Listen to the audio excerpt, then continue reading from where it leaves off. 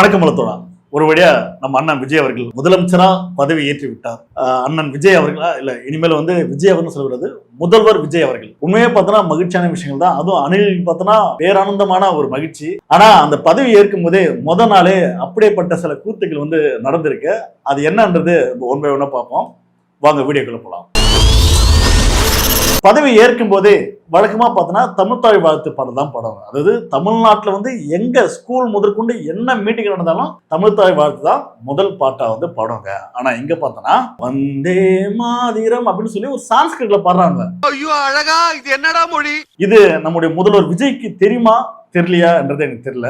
ஏன்னா அப்படி தெரியலனா இதை தெரிஞ்சுக்கணும். அதுக்குதான் சொல்றது முதல்வர் விஜய் அவர்களுக்கு இன்னும் அரசியல் களம், அரசியல் எக்ஸ்பீரியன்ஸ் தேவைப்படுது. இது நீங்க சாதாரணமா கடந்து போனாங்க. தமிழ்த்தாய் வாழ்த்து தாங்க எப்ப பண்ணா என்னங்க அப்படின்னு நீங்க கடந்து போலாம். இது அப்படி கிடையாது. நம்முடைய முன்னாள் ஆளுநர் ஆர்.என். ரவி அவர் சொல்றாரு ஒரு சங்கீதனமா என்ன சொல்றாரு, தமிழ்நாட்டுல நான் தமிழ்த்தாய் வாழ்த்து ஃபர்ஸ்ட் போடுறேங்க, தேசிய கீதம் ஃபர்ஸ்ட் போடுங்க அப்படின்னாரு. அதெல்லாம் அடிச்சு ஓட விட்ட ஒரு ஆள் தான் ஸ்டாலின் அவர்கள். அதாவது பார்த்தோன்னா தமிழ்நாட்டுல எங்களுக்கு இந்தியன் நாட்டு மீது பற்று இருக்கு, ஆனால் முதல்ல ஒழிக்க வேண்டிய ஒரு வார்த்தை தமிழ்த்தாய் வாழ்த்து தான். கடைசியா ஃபங்க்ஷன் முடியும் போது தேசிய கீதத்தை நாங்க ஏற்றிருப்போம், ஏன்னா நாங்களும் ஒரு இந்தியன் தான் அப்படின்னு கழட்டி அடிக்கிற மாதிரி கடந்த 5 ஆண்டு காலமா கழட்டி அடிச்சாங்க. ஆனா விஜய் அவர்கள் பார்த்தோன்னா முதல் நாளே பார்த்தோன்னா கோட்டை விட்டு உட்காந்துக்கிறாரு. அதுக்குதான் நம்ம சொல்றது. ஆனா இங்க ஒவ்வொரு வார்த்தைக்கும் பார்த்தோன்னா அரசியல் இருக்குன்னு நம்ம RSS சங்கி சொல்றான். நீங்க ஒவ்வொரு வார்த்தை நீங்க இப்படிதான் பேசணும், நீங்க இந்த சாப்பாடு தான் சாப்பிடணும், நீங்க இந்த மொழி தான் பேசணும் அப்படின்னு நம்ம காலங்காலம் நம்ம கொட்டுறான். ஆனா அதெல்லாம் தூக்கி போட்டு எங்களுக்கு பிடிச்ச மொழி தான் நாங்க படிப்போம், தமிழ், இதெல்லாம் எங்களுக்கு வேண்டாம் அப்படின்ற மாதிரி தான் இன்னி வரைக்கும் நம்ம எதிர்த்து நிக்கிறோம்னா அதுதான் தமிழ்நாடு. அப்ப நீங்க இது கத்துக்கணும்ல. அண்ணனுக்கு அப்பவே அவருக்கு அரசியல் அறிவு இருந்திருந்தா அவர் கட்சி ஆரம்பித்து முடிய பார்த்தோன்னா தமிழக வெற்றி கழகம் இருக்குல்ல, அது தமிழ்நாடு வெற்றி கழகம் சொல்லி அப்பயே மாத்திருப்பாரு. ஏன் சொல்லனா, சங்கி சொல்றான் இந்தியான்றது ஒரு நாடு, அதுக்குள்ள நீங்க தமிழ்நாடு அப்படின்றீங்க, இது தமிழகன்னு சொல்லுங்கடா. அதனால தமிழ்நாடு போது நம்மளுக்கு கோவம் வருது. அதாவது அண்ணாவோட ஆட்சி காலத்துல ஒரு மிகப்பெரிய ஒரு போராட்டம் பண்ணாங்க. தமிழ்நாட்டுக்கு தமிழ்நாடு தான் பேர் வைப்பான் அப்படின்னு போது ஒட்டுமொத்த சங்கிகளும் பார்த்தோன்னா தமிழ்நாட்டுக்கு எதிராக கோஷம் போட்டு கேஸ் போட்டாங்க. ஆனா அதெல்லாம் அடிச்சு உடைச்சாங்க. தமிழ்நாட்டுக்கு தமிழ்நாட்டு பேரை மாத்தி எழுதி வச்சாங்க. இந்த அரசியல்லாம் அண்ணா அவர்கள் பார்த்திருந்தா கண்டிப்பா அவருக்கு கட்சி ஆரம்பிக்கும் போது தெரிஞ்சிருக்கும் தமிழக வெற்றிக்கைன்னு சொல்லக்கூடாது, தமிழ்நாடு அப்படின்னு சொல்லியிருந்தா இன்னும் சிறப்பா இருந்திருக்கும். சோ இதன் காரணமா தான் நாங்க தொடர்ந்து பேசுறோம். ஏன்னா பதவி ஏற்கும் போதே இவ்வளோ பெரிய குளறுபடிகள், அதை தாண்டி இன்னொரு குளறுபடி. பொதுவா தமிழ்நாட்டில் உள்ள அரசியல்வாதிகள் எல்லாரும் பார்த்தோன்னா பதவி ஏற்கும் போது பார்த்தோன்னா உளமாற உறுதியளிக்கிறேன் அப்படின்னு சொல்லுவாங்க. ஜோசப் விஜயங்க நான் எல்லா சட்டத்திட்டத்துக்கும் கட்டுப்பட்டு மக்களுக்கு நான் உண்மையாகவும் நேர்மையாக இருப்பேன் அப்படின்னு நான் உளமாற உறுதி கூறுகிறேன் அப்படின்னு எல்லா அரசியல்வாதியும் சொல்றதா நம்ம காலகாலமா கேட்டிருக்கோம். ஆனா நம்ம விஜய் அண்ணா அவர்கள் பார்த்தோன்னா ஆண்டவன் மீது ஆணையாக அப்படின்ட்டாப்ல. ஆண்டவனா திடீர்னு ஷாக் ஆச்சு. எந்த ஆண்டவனை சொல்றாரு, ஒருவேளை கமலஹாசன் சொல்றாரு அப்படின்னு நானே ஷாக் ஆயிட்டா. ஆனா அது அப்படி இல்லைன்னு போதுதான் ஆண்டவன் போதுனா ஒரு சங்கீதனமா யோசிக்கக்கூடிய அந்த ஆண்டவன் மீது ஆணையாக அப்படி ஒரு சக்தி வாங்கினாரு. ஏன் சொல்றேன்னா தமிழ்நாடு ஒரு முற்போக்கு சிந்தனை கொண்ட மாநிலம். இந்த நாட்டுக்குள்ள எந்த ஒரு மதவாத சக்தி உள்ள வராது. அதுக்கு பேசா பார்த்தோன்னா நிறைய விதைகள் இங்க போடப்பட்டிருக்கு. ஆண்டவன் ஒண்ணு கிடையாது. உங்களுக்கு நம்பிக்கை இருந்தா நீங்க சாமி கும்பிடுங்க, அதுல எந்த ஒரு மாற்று கருத்து இல்ல. அந்த நம்பிக்கையை கொண்டு போயிட்டு ஒரு பெரிய மத கலவரத்தை உருவாக்காதீங்க.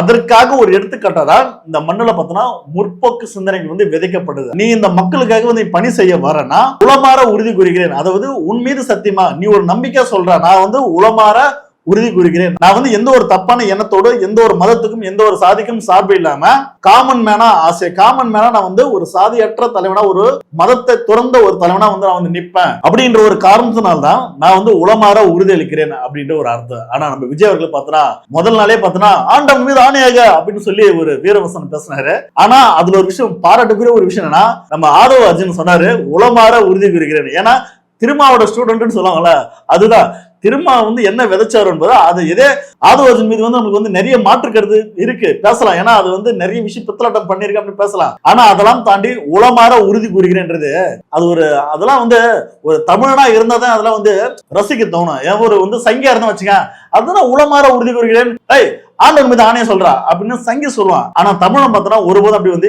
யோசிக்க மாட்டான், சொல்ல மாட்டான். அப்புறம் பதவி ஏற்கும் பார்த்தோன்னா விஜய் அவர்கள் பார்த்தோன்னா உண்மையே பார்த்தோன்னா ஏதோ ஒரு சினிமா ஷூட்டிங் மாதிரி தான் இருந்தது. இன்னும் அண்ணன் பார்த்தோன்னா அந்த சினிமாவில இருந்து வெளியே வரது இல்ல, அப்படியே சும்மா கம்பீரமா நான் அப்படியே ஒரு மாதிரி சர்க்கார் படம் பார்த்த மாதிரி தான் ஒரு ஃபீல் ஆகுது. எப்படின்னா ஒரு அரசு விழா மாதிரியே இல்ல, ஒரு முதலமைச்சருக்கு பதவி ஏற்கிற விழா மாதிரியே தெரியல. அது எப்படி ஒரு ஷூட்டிங் மாதிரி தான் இருக்கு. இப்படி பஞ்சு டைலாக் பேசும்போதே ஆளுநர் டப்புன்னு கூட்டு, சார் இது சினிமா டைலாக் இல்ல, இது முதலமைச்சருக்கான பதவியேற்று விழா, தயவு செய்து அந்த பேப்பர்ல என்ன இருக்கோ அதை வந்து வாசிங்க அப்படின்னு சொன்னாரு. ஆனா அண்ணா அவர்கள் பார்த்தா நேற்று நைட்டு அதை படிச்சு மனப்படம் பண்ணிட்டு நினைக்கிறேன். அப்படியே கண்ணை தரதான சும்மா பஞ்சு டைலாக் தான் அப்படியே வீசுது வாயிலிருந்து. அப்படியே சி ஜோசப் விஜய் ஆகிய நான் முதலமைச்சராக பதவி ஏற்கிறேன், என்னோட கட்டுப்பாட்டில் எல்லாமே இருக்கும், என்னிடமிருந்து யாரும் தப்பிக்க முடியாது அப்படின்ற பேரு ஒரு முதல்வன் எஃபெக்ட்ல இல்லைன்னா ஒரு சர்க்கார் எஃபெக்ட்ல பார்த்தனா அப்படி டயலாக் அப்படி டெலிவரி. ஆனா தயவுசெய்து சினிமா வந்து வெளியே வாங்கின. ஏன்னா இப்ப நீங்க வந்து மக்கள் பணிக்காக வந்துட்டீங்க, களத்துல வாங்க, யதார்த்தமா இருங்க. அப்படியே வந்து மாமா மச்சா மாரி நண்பன் மாரி தோழர் மாரி பேசுங்க.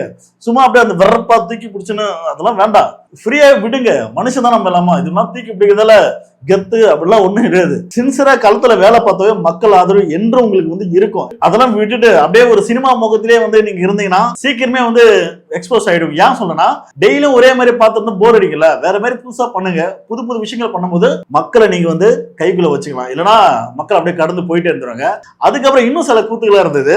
அடுத்து பாத்தீங்கன்னா விஜய் அவர்கள் பார்த்தனா அதே பதவியேற்பு விழாவில் பார்த்தனா எல்லாம் பதவியேற்பு விழாவில் பார்த்தனா மக்களுடைய நலன் கருதி நாட்டுக்கு என்ன செய்யப்படுறதா எல்லா தலைவரும் பேசுறாங்க. ஆனா அண்ணா அவர்கள் பார்த்தனா முத பார்த்தனா அரசியல் பேசினாரு. என்னன்னா ஏற்கனவே இருந்த ஆட்சி பார்த்தனா கஜானாவை காலி பண்ணிட்டாங்க, அதனால நான் கொடுத்த வாக்குறுதலா இனிமேல் தான் நான் செய்வேன், ஆனா எப்ப செய்வேன்னு சொல்ல மாட்டேன், இனிமேல் தான் உள்ள போவேன், எது எது எங்க இருக்குன்னு தெரியல, தேடி பார்த்து பொறிக்கு பார்த்ததும் நான் தரணும் அப்படின்னு நம்ம விஜய் அவர்கள் சொல்றாரு. இப்படி எல்லாம் நம்ம வந்து விஜய் அவர்கள் பேசும்போது நமக்கு ஒரு டவுட் வருது. அப்ப விஜய் அவர்கள் பார்த்தோன்னா சொன்ன வாக்குறுதிகள் வந்து செய்ய மாட்டாரு. ஏன்னா அடிச்சு விட்டது அந்த மாரி கல்யாணத்துக்கு தாய் மாமன் சீர் வரிசை 1 பவுன், மாசம் பார்த்தோன்னா 2500, வேலையில்லா பட்டதாரிக்கு 4000, இப்படிலாம் அடிச்சு விட்டு எப்படி வந்து கவர்மெண்ட் நடத்த முடியும்? அந்த மாதிரி வந்து வாய்க்கு வந்தாலும் அடிச்சு விட்டதால அண்ணன் பார்த்தோன்னா இங்கே வந்து ஜகா வாங்கிட்டாரு. கஜானா காலேஜ்ப்பா நான் என்னப்பா பண்ணுவேன் அப்படின்ற மாதிரி வந்து ஜகா வாங்கிட்டாரு. ஆனா இப்ப பார்த்தா சோசியல் மீடியால பார்த்தோன்னா நிறைய அணிலோடு வந்து வாட்ஸ்அப் சாட் எல்லாம் பார்த்தோன்னா பேசிக்கிறாங்க. என்னன்னா டேய் அண்ணன் வர கஜானா காலின்ட்டாரு, உண்மையே பார்த்தா அண்ணன் சொன்ன வாக்குறுதெல்லாம் பண்ண முடியாது பொழுது, இதுக்கெல்லாம் நம்ம வந்து எப்போ முட்டு கொடுக்கலாம்னு சொல்லி டிஸ்கஸ் பண்ணிட்டு இருக்காங்க. அந்த ஆடியோ கொஞ்சம் கேளுங்களா. இன்னொன்னு என்ன விஷயம்னு வச்சுக்கோங்க, இவங்க நினைக்கிறது வந்துட்டு எங்க உரிமை தொகை 2000 கொடுக்குற நீங்க அப்படி நாளைக்கு ஆரம்பிச்சலாம் நினைக்கிறாங்க. இவங்க உட்காந்தோன்னே அதான் ஆரம்பிப்பாங்க. எங்க இந்த மாசம் சிலிண்டர் வரலமாங்க, இப்பவே ரீல்ஸ் போறாங்க, எனக்கு தாய்மாமன் சீர் வரலன்னு ஒரு பையனை விட்டு ரீல்ஸ் எல்லாம் போட்டுட்டு இருக்காங்க. பட் இவர் வந்து உட்காந்தோன்னே என்ன சொல்லுவா போறாருன்னு வச்சுக்கோங்க, ஐயா நான் வந்தேன், உங்களுக்கு என்னென்னவோ செய்யணும்னு பல கனவுகளோட வந்தேன், உங்களுக்காண்டியே வாழணும்னு வந்தேன். 60 வருஷமா இவங்க அடிச்சு வச்ச கொள்ளைய சரி பண்ணவே இன்னும் 60 வருஷம் தேவைப்படும் போல. எல்லாத்தையும் அள்ளிட்டு போயிட்டாங்க, ஒண்ணுமே இல்ல.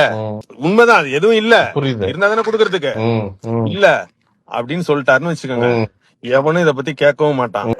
சோ இதுதான் வந்து யதார்த்தமான உண்மை. அதாவது இதுக்கு முதல்வர் வந்து தெளிவா பதில் சொல்லிட்டாரு. கஜானா காலின்னு சொல்றீங்களே, நீங்க வந்து வாக்குறுதி சொல்றதுக்கு முன்னாடியே பார்த்தா வந்து வெள்ளரிக்கை கொடுத்தாச்சு. தமிழ்நாட்டோட கடன் பார்த்தா 10 லட்சம் கோடி இருக்குன்னு சொல்லி நாங்க வந்து அப்பயே வெள்ளரிக்கை கொடுத்தாச்சு, இது உங்களுக்கு தெரியாதா விஜய் அவர்களேன்னு சொல்லி ஸ்டாலின் அவர்கள் பார்த்தோன்னா அன்னைக்கு நைட்டே தான் கிழிச்சு விட்டாரு. அதாவது கடனாவே பார்த்தோன்னா எக்கச்சக்கமா வாங்கி போட்டுடலாம் அப்படின்னு சில பேர் வந்து யோசிப்பானுங்க.